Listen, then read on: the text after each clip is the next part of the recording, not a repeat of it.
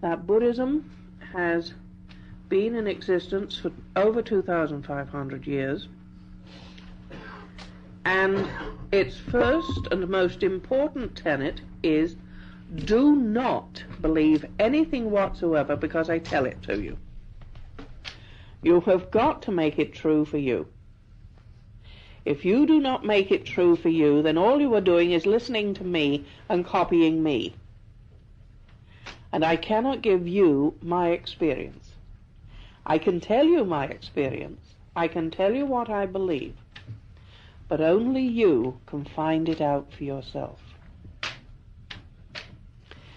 It is because of this that Buddhism does not proselytize. It does not send out missionaries. It does not try to induce people to become Buddhists. Because you see, if I try to force you or to induce you to become a Buddhist, then I am not giving you the right to listen to what the Buddha said and decide for yourself if it is good for you. If it is good for you, only you can tell me. I cannot get inside your head, and I do not intend to try. That is not my job. My job is to present to you the facts of what the Buddha taught and what I know to be true for me. And then, if you like to believe it, good. If you like to act upon it, good. If you find some of it useful, good. If you find none of it useful, that is entirely up to you. I am out of it. All I do is present the facts. Fair enough? That is not a statement from me, do not believe anything because I tell you. You must prove it true for yourself. That is the words, word for word, of the Buddha himself. That is what he taught to his own disciples. You must not believe anything because I say it. It is the reason that there have been very few, almost no, Buddhist wars. It is equally the reason why there has been no Buddhist hunting of heretics, and Buddhism has had some heresies at time to time. Interestingly enough, almost identical with those of Christianity. But I'm not going to go into that. But that is one of the more interesting sides of the fact. Now, the second thing. Suicide is the one and only unforgivable sin, in quotes. There is no sin as it is understood in Christianity and Judaism and Buddhism. There are things that you better not do because they do harm to you and to other people. Now, the reason why you cannot use sin is also the reason why you cannot use the term God, although the cosmic Buddha and God are identically the same thing. You cannot use the term God because it implies a judgmental being to many people's minds. And the only person who judges you is you. Therefore, we cannot use the term sin. However, the one unforgivable sin, in the sense of thing it's best you don't do, is to commit suicide. Because supposing you do it, you now being dead have no opportunity whatsoever to change yourself or to find someone who will help you to change or to find a teaching that will help you to change. You have had it for this life. Next time round, because of course we do believe in rebirth, it is going to come up just the same as it did before, and it's going to be rougher. Therefore, committing suicide is about the daftest thing you can get up to. Now, this brings up something that has been brought up to me, especially when I was in the Far East, teaching people who were in the American forces. And that is, if suicide is the one unforgivable sin in Buddhism, how come so many of the Vietnamese Buddhist priesthood immolated themselves? And I was very concerned about this when I was in the East, I asked the Japanese about it, and the only answer I got is, perhaps they are not real Buddhists. Now, when a Japanese says perhaps something is not so, it means it darn well is not. And if he says perhaps it is so, it means it darn well is so. So the conclusion they had come to was that the people had been driven to such a pass that they had completely forgotten their Buddhist tenets and were just going ahead and doing this. And this was the opinion I got from the entire Buddhist church throughout the East. So it should not be regarded as right and normal for a Buddhist, when he can't get it his own way, to set light to himself. This is a very unfortunate situation. It is un-Buddhist. It is absolutely contrary to what the Buddha taught. And if you ever bump into any Buddhist teacher who advocates it, smile at him politely and get going fast, because he's no Buddhist. And he has no right whatsoever to be making such statements. Fair enough? That's the next most important point on this. You'll see why in a few minutes. The third, the purpose of religion is to explain to us the meaning of life and death. It's not only to explain to us the meaning, it's to explain to us the reason for. Now, according to Dogen, in our most useful scripture, both for the laity and for monks, the very first thing that a Zen Buddhist learns, if he's of the Soto school, is the most important question for all Buddhists is how to understand birth and death completely. Should you be able to find the Buddha within birth and death, both birth and death cease to exist. All you have to do is realize that birth and death, as such, that is, as positions in time, should not be avoided, and they will cease to exist. For if you can understand that birth and death are nirvana itself, there is not only no necessity to avoid them, but also nothing to search for that is called nirvana. Now,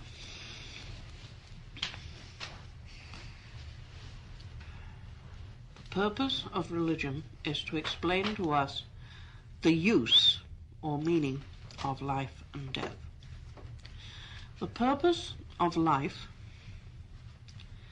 is to prepare us, and in some ways to help us to prepare ourselves to become one with the cosmic Buddha. Now, it has been said that Buddhism is an atheistic religion. That is absolutely not true. What Buddhism will not say is what the cosmic Buddha is. Because if it tells you what the cosmic Buddha is, immediately something can come into your head. Well, I wonder if it has, or why doesn't it have such and such? The Buddha himself said there is an unborn, uncreated, unchanging, undying.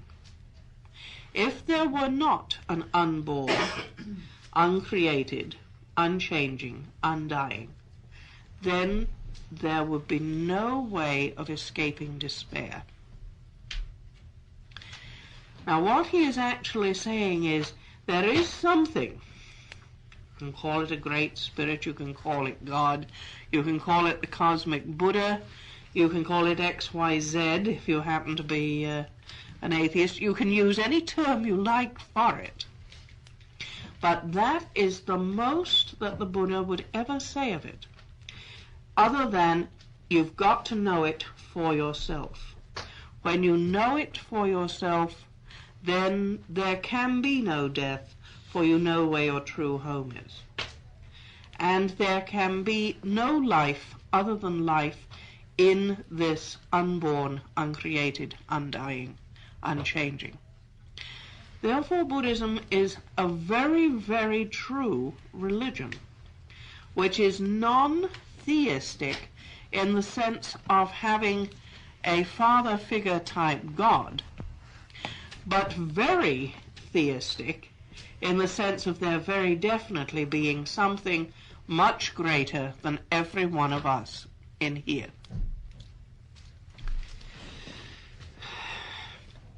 It does not dictate to us. It does not insist. I can tell you all the things it does not do. It will never hate. It will never judge. It leaves us to hate each other until we're fed up with it. It leaves us to judge ourselves and our fellow men until we are fed up with doing it. And it does not insist that we stop. It just sits there and waits and waits and waits. In Christianity you have the words, many are called but few chosen. In Buddhism you have, all are called and few answer, which is quite a different thing. But if you think about it, it comes over very clearly. Therefore, none of what I'm going to be teaching you today is in any way going to conflict with any beliefs you may have, because there is nothing wrong with saying that the Christian or Judaic God is the unborn, uncreated, undying, unchanging. I think that is about the most non-heretical statement that you can say of the Christian Judaic God, of which I know. Everyone knows that he is unborn, uncreated, undying, unchanging. All that Buddhism will not say is the rest of the story. It will not say he created the world in 6 days. We don't know. It will not say that various things attributed to the Judaic-Christian God actually happened. We don't know. What we do know is that every one of us is scared stiff of death and frequently more scared stiff of life. And therefore the job we have is not speculating on what could have been or what was, but on doing something about what we've got right here and now. Therefore, the job of a person in religion is not to discuss whether the great flood happened or happened how it's said, or whether the walls of Jericho came tumbling down the way they said. I don't doubt they fell. I have no idea of knowing, and no way of checking it. It is not for us to discuss that, but to sit back, take a look at ourselves, and say, right, I'm terrified of this and that. I need to know why. I want to be able to live completely free from fear and worry and want. How can I do it? These are the things for which you meditate. These are the reasons you meditate and for which you undertake the study of Buddhism. It is not to escape from any God with whom you may have a squabble or a scrap from childhood. Buddhism is not something to which you come because the parson down the road got on your wick when you were 7 or 8 years old at Sunday school, because you are going to find exactly the same thing if you look at it truly. There is no escape from the hand of God, that is fact. And no Zen master is a true Zen master who thinks that he is the end of the line. This again is something that makes a true Zen master very different from a cult leader. He is not somebody who you follow because he knows it all. He is the only person in the world who knows he does not know it all. A true Zen master knows he doesn't know it all. He knows that he happens to be 2 or 3 steps further along the road, maybe, than whoever happens to be going with him. and therefore he can take one safe step. But that is the difference. He knows that that in which he has his roots is the unborn, the undying, the unchanging. This much he knows. His job is to show to you the unborn, the undying, and the unchanging. And the seeing and the knowing for certain of the unborn, undying, and unchanging is to have enlightenment. In other words, enlightenment is to know God. It is not to wander around waving a piece of incense in the air, making funny noises and looking stupid. It is to find and to know God within yourself, but not a vengeful, vindictive father figure, but an undying, unchanging, unceasing, an exquisite thing that is pure love, that will not judge, that will not be vindictive, but which is, in fact, an exquisite and certain knowledge, and which every one of us, black, white, green, pink, male, female, or intelligent amoeba, possesses, including this thing sitting on the floor with a bull funnel round its head. It is important to know that it is equally in all things. Having found that out, having realized that I am not sitting here as some great charismatic being that has got something that none of you've got, but just sitting here as one person who has been doing this maybe for a little longer, or maybe for a little less longer, some of you older than me. Someone who has been doing this for a little longer than the rest of you, and having acquired some knowledge which I would like to share with you, and give to you, perhaps, some of the, or show you how to obtain for yourselves, some of the beautiful peace that can come from that knowledge. Because, you see, you can be completely and absolutely free from the fear of death.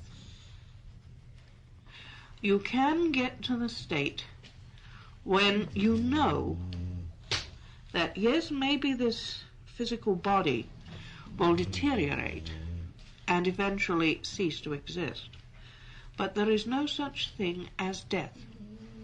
You are definitely going to continue. Not necessarily as you are now, but who would want some of the things that we all carry about with us? But you, the real, true you, is definitely going to continue.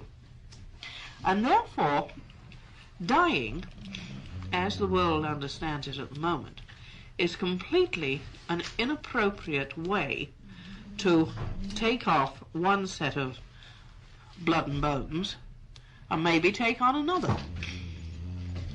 It is just the same, if you like, as changing one's clothes. You just change your body and get at it again.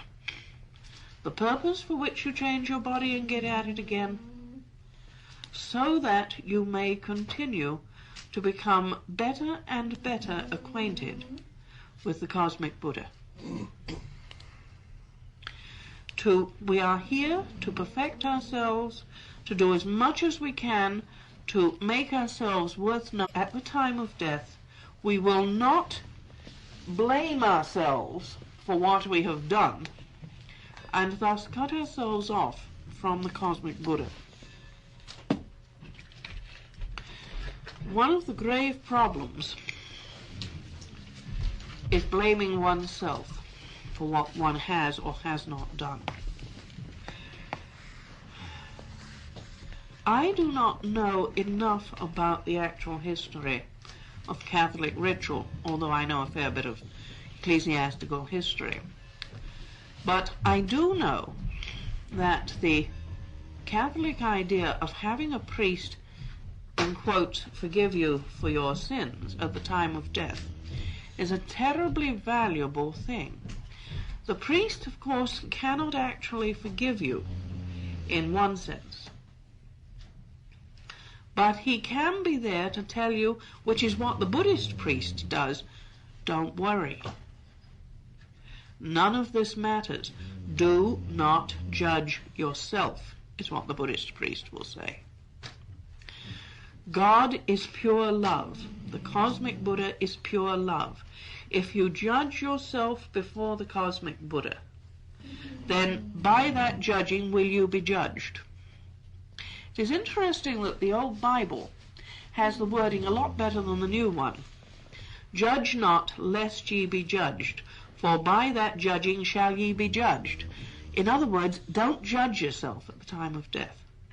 And Buddhism goes along with that 100%. And therefore, to have a person present to whom you can tell what you've done and hear him say, don't worry about it. I don't blame you for this. I'll forgive you for mankind. Then you can die without any fear whatsoever. It's a very valuable thing to have a priest at the time of death. Or, if no priest is available, to know that you can do it if you're a friend to a friend. Anyone can do this, but you do have to take away the fear of judgment. You do have to stop the person judging himself. Because if he judges himself, then he is not going to die in peace, and he's going to place himself next time round at a slightly greater disadvantage than he had before. The problem with suicide isn't that it is incredibly judgmental. I judge the world as not worth being with, and I judge myself as not fit to live in it.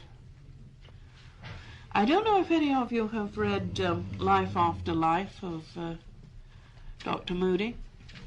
He makes some very interesting points on those who tried to commit suicide and have been resuscitated, and their comments of, we made a big mistake. Yes, they did, because they placed the judgment, as I understand it, and this is purely me now, as I understand it, there is this pure spirit in which we all partake, which we call the unborn and the undying. The dying person is coming up, the skandhas, the physical body that is falling off.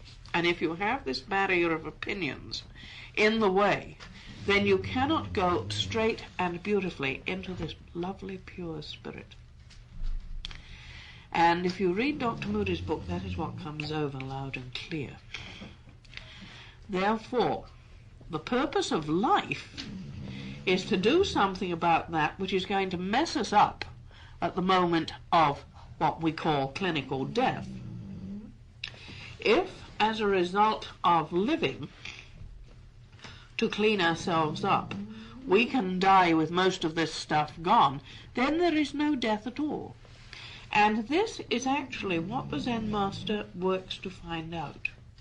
As a result of his meditation, he learns how to clean up what his life has been, both this time and in previous times.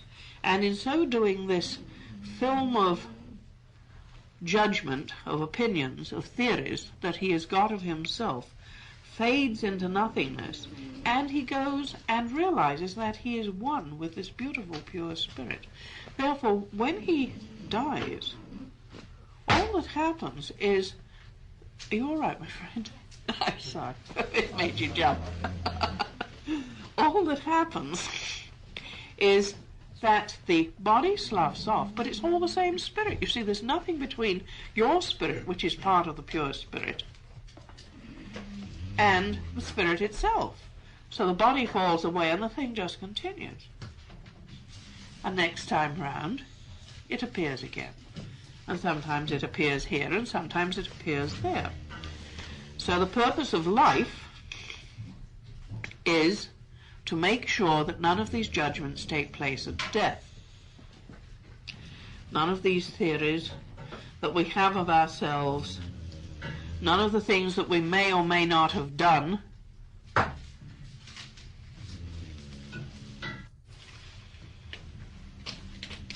in order to reach this very desirable state in which there is neither birth nor death, but just this exquisite continuation in what can best be described as liquid love, I don't know how else to put it, in order to reach this exquisite state, what we have to do is not wait until the last minute.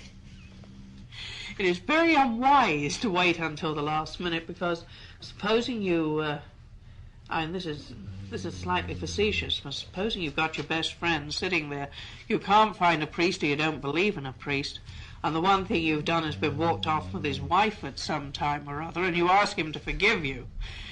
There is the possibility he might not, and then you're landed with this. So it's best to sort all this out before you get there. Fair enough.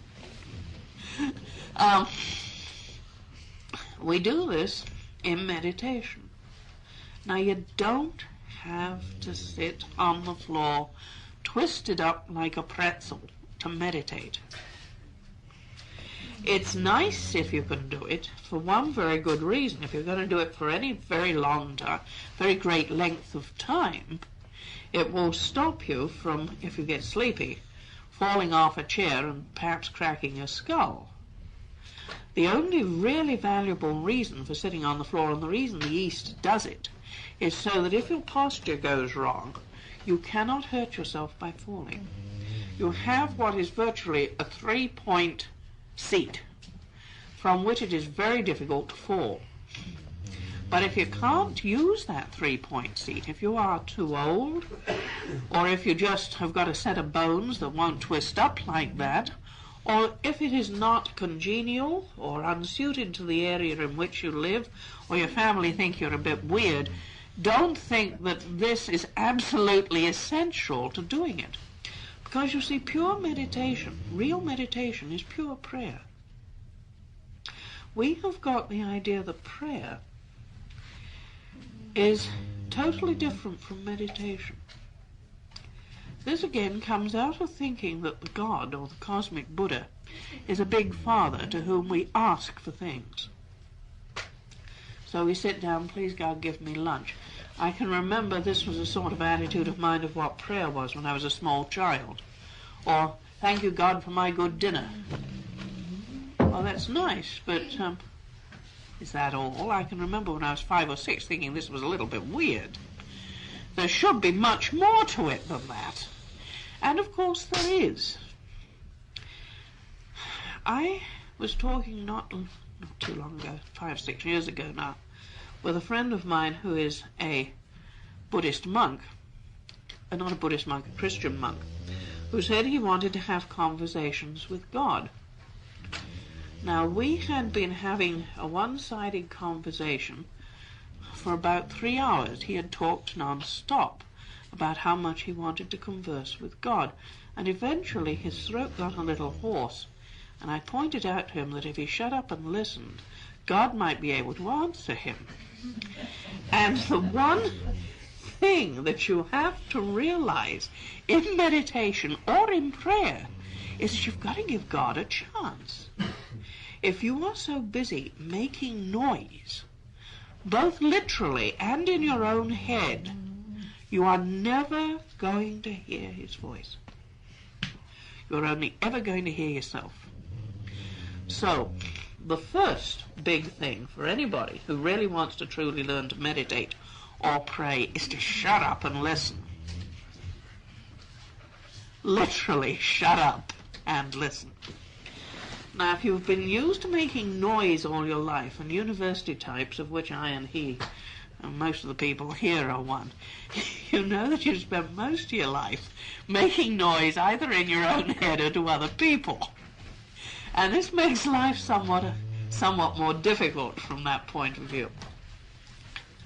But if you truly, really wish to find the unborn, the undying, you have really got to shut up. How do you do it? Don't try to shut up. That's the first thing. When you sit down to meditate, do not try to think, and do not try not to. Just sit there. Now, all sorts of things are going to go floating back and forth through your head. They're going to do you no harm whatsoever unless you chase them. Supposing you are sitting there and there's somebody groaning up the freeway, as periodically happens, oh, what a darn nuisance, that thing makes so much noise on the freeway, you've already ruined your meditation. But if instead you're saying, oh, something's going up the freeway, you're going to hear it anyway because your ears aren't stuffed up. And you're going to see cracks or flaws, cracks in the wall or flaws in the carpet because your eyes aren't closed. None of these things are going to do you any harm whatsoever, only if you chase after them. Now, after a little, if you get used to not grabbing your thoughts and not running after them and not being hijacked by them, which is a common problem. Those of us who've been in universities for years tend to get hijacked by our own trains of thought. I have a monk here who's been with me something like 10 years, who to this day can get hijacked finer than anybody I've ever met. But he's still trying. Now, if you can prevent yourself from being hijacked by your own trains of thought, after a bit, it is as if you are sitting, shall we say, by a river, and there's this bridge going over it, and you're sitting under the bridge, and all this traffic is going back and forth on the bridge, which are your thoughts, but you're sitting underneath them. And the you that is sitting underneath them is completely undisturbed. And this is your first knowledge of the unchanging and the undying. It doesn't look like much. You're just able to be, how many times have you wanted to be at peace with yourself? That's the first sign of it, to be able to just be there with all this racket going on above, and you are sitting there below it, quite undamaged, quite peaceful, quite safe, quite happy.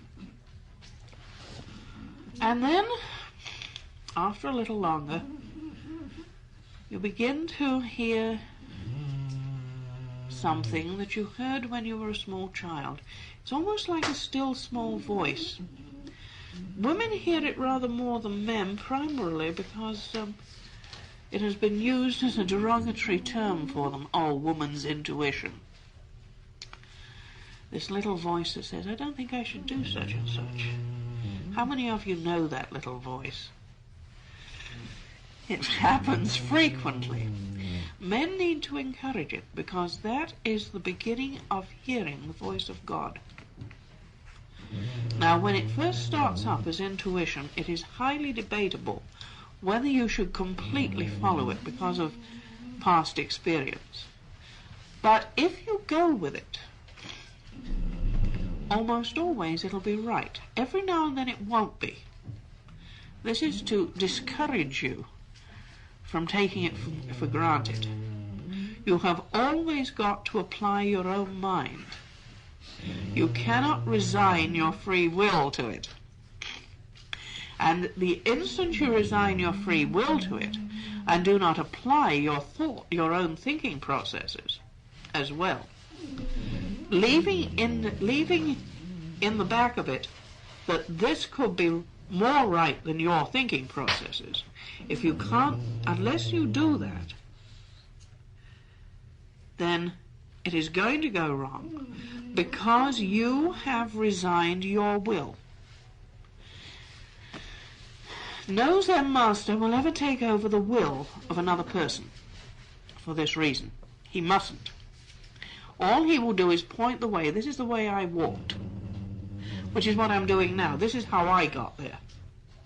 If it is good for you to use, please use it. If it is not, that is fine. So when the intuition tells you, don't do that, it's not wise. And how many of you have gone along a road and there's been a dark alley and you've wanted to go down it because there was a fancy shop down there that you wanted to see something in, and somebody said, don't do that, there could be a mugger. Now, it could be fear, or it could genuinely be a mugger. If you don't take notice of the intuition, you could get mugged. If you do take notice of it every single time, then you're going to become a prey to your own fears. You cannot resign, but you should take cognizance of it. And in taking cognizance of it in that way, gradually something develops, as to which is the real ones and which is not.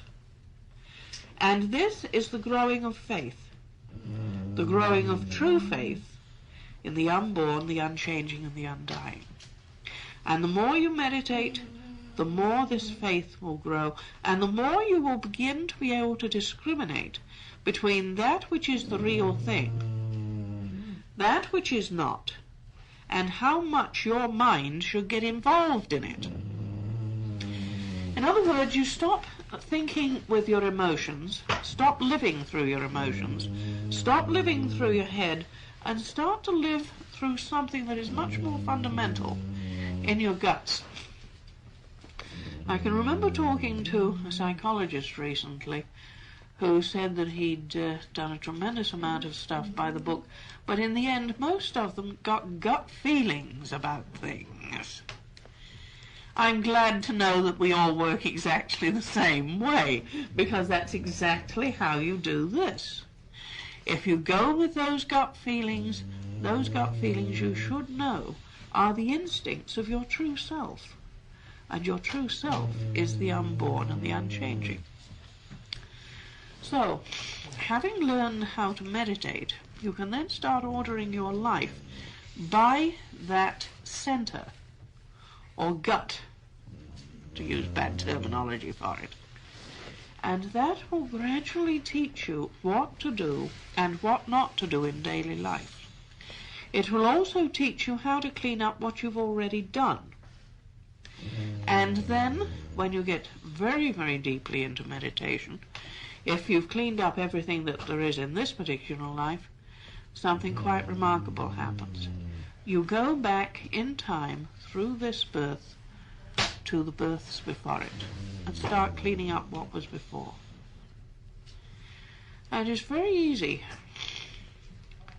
to understand rebirth and past life if you think of it like this. Yesterday was past life. It is as far away as 3,000 or 4,000 years ago. You cannot bring back yesterday. It is no closer than 3,000 or 4,000 years ago. But we do not think of yesterday in the same term as we do then. Well, we weren't around then. Oh yes, you were. If there is an unborn, and an unchanging, and an undying, you were around then. You didn't look like you look now, but you were there, because you have never ceased to be.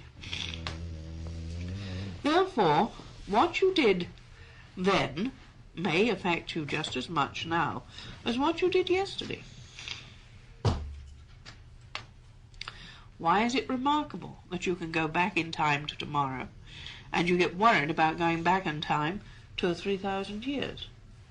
The answer is only because you do not know you do not truly yet know, as I know, the unborn, the unchanging, and the unceasing.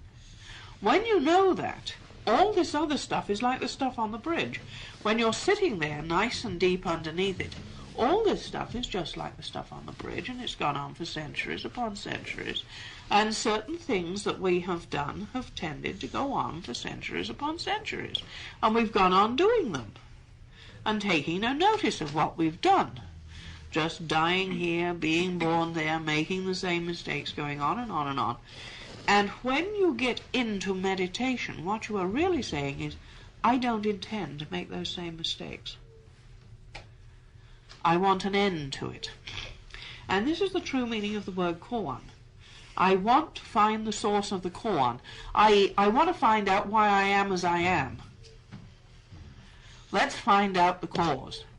And that is one of the Four Noble Truths of Buddhism. Suffering's cause. What is the cause of suffering for me? What was my original face? How can I find the unchanging? Let me find the unborn, my original face. And in so doing I will find suffering's cause, which is the beginning of my koan. And everybody's koan, I have yet to find anybody's koan that did not start the same way. Slightly saddened love. An exquisite thing that went very slightly wrong. And the next lifetime it was even more wrong. The next lifetime it was even more wrong. Until you're so much off you're almost crazy. Now, I shall be going into this in considerable detail over the next set of lectures. I really do not want to give you indigestion, because it's very easy with this stuff, and we're virtually going to do a tour de force of the whole of Buddhist teaching in 4 days, which is a bit like asking somebody to recite the Torah standing on one leg. I don't intend to do that.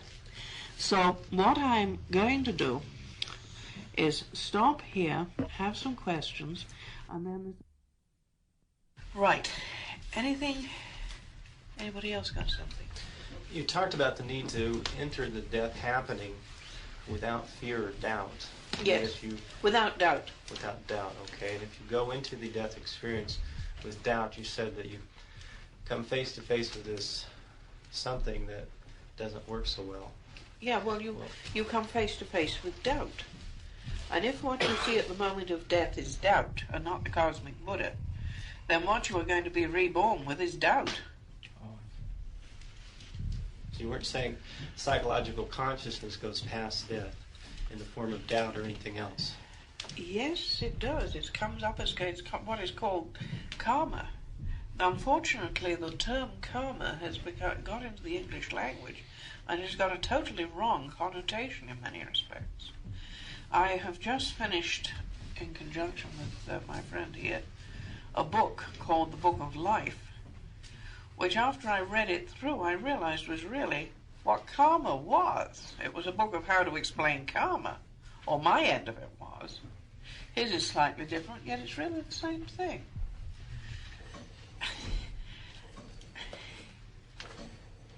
It's too simplistic to say that karma is, if you kick a dog, the dog will bite you, cause and effect. And yet it is cause and effect. But it's so much more than that. If at the moment of death you enter death with fear, then what you will see is fear. You will not see the cosmic Buddha, which is pure love. If the fear has been removed as a result of discovering that this thing exists from the beginning of time within you, then what you will see at the moment of death is love, and the rebirth will be an exquisite thing. In other words, you're going to get stuck with whatever you stick yourself with. I follow you. It's that simple. Is that by way of saying also then that if in this life here now I experience fears and doubts sometimes that I cannot causally trace, but feel that way, it's possible that at the moment of a death past, yes, I went forward with this state of being? Yes. And it also explains a lot of other things, and there are ways, and these are teachable ways. I'm not talking about esoteric stuff that looks beautiful and highfalutin and all this sort of thing. This is a teachable science that I'm talking about.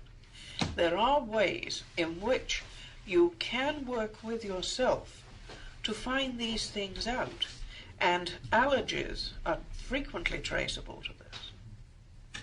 Either something that happened in this life or in previous ones. Tendencies, physical and spiritual and mental tendencies are traceable to this. And that is what in the end you do.